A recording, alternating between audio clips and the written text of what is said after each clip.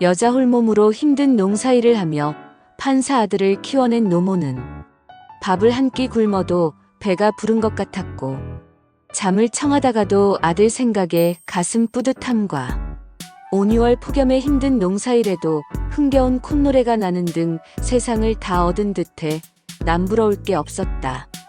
이런 노모는 한 해 동안 지은 농사 거지를 이고치고 세상에서 제일 귀한 아들을 만나기 위해 서울에 살고 있는 아들 집을 향해 가벼운 발걸음을 재촉해 도착했으나, 이날따라 아들만큼이나 귀하고 귀한 며느리가 집을 비우고 눈에 넣어도 아프지 않은 손자만이 집을 지키고 있었다. 아들이 판사이기도 하지만 부잣집 딸을 며느리로 둔 덕택의 촌노의 눈에 신기하기만 한 살림살이에 눈을 뗄 수 없어 집안을 이리저리 구경하다가 뜻밖의 물건을 보게 됐다. 그 물건은 바로 가계부다.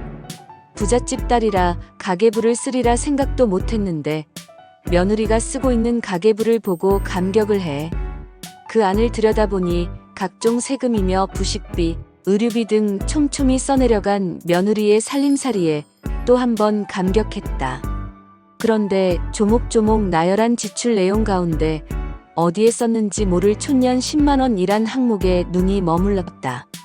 무엇을 샀길래 이렇게 쓰여있나 궁금증이 생겼으나 1년 12달 한 달도 빼놓지 않고 같은 날짜에 지출한 돈이 바로 물건을 산 것이 아니라 자신에게 용돈을 보내준 날짜라는 것을 알게 되었다.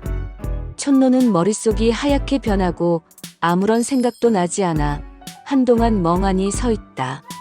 아들 가족에게 주려고 무거운 줄도 모르고 이고 지고 간 한 해 거지를 주섬주섬 다시 싸서 마치 죄인이 된 기분으로 도망치듯 아들의 집을 나와 시골길에 올랐다.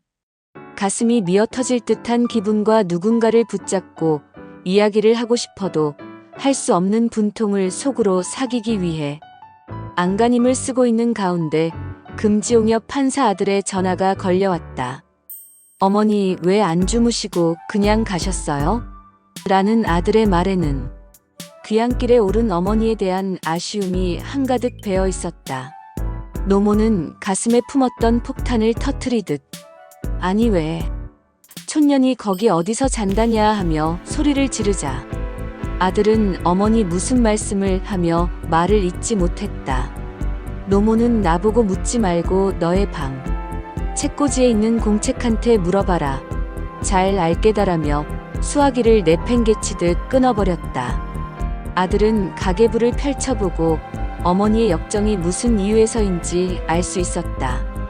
그렇다고 아내와 싸우자니 판사 집에서 큰 소리 난다 소문이 날 거고, 때리자니 폭력이라 판사의 양심에 안 되고, 그렇다고 이혼을 할 수도 없는 노릇이라 사태 수습을 위한 대책 마련으로 몇 날 며칠을 무척이나 힘든 인내심이 요구됐다.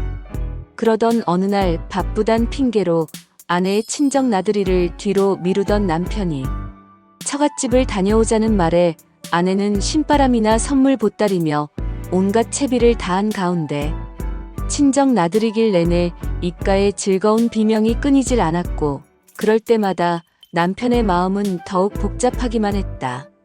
처갓집에 도착해 아내와 아이들이 준비한 선물 보따리를 모두 집 안으로 들여보내고 마당에 서 있자 장모가 아니 우리 판사 사위 왜 안 들어오는가 하며 쫓아나오자 사위가 한다는 말이 촌년 아들이 왔습니다. 그 자리에서 장모가 도라르방처럼 굳은 채 서 있자 촌년 아들이 감히 이런 부잣집에 들어갈 수 있겠습니까? 말하고 차를 돌려 가버리고 말았다. 그날 밤 시어머니 촌년의 집에는 사돈 두 내외와 며느리가 납작 엎드려 죽을 죄를 지었으니 한 번만 용서해 달라며 빌었다. 이러한 일이 있고 난 다음 달부터 촌년 10만 원은 온데간데 없고 시어머니의 용돈 50만 원이란 항목이 며느리의 가계부에 자리했다.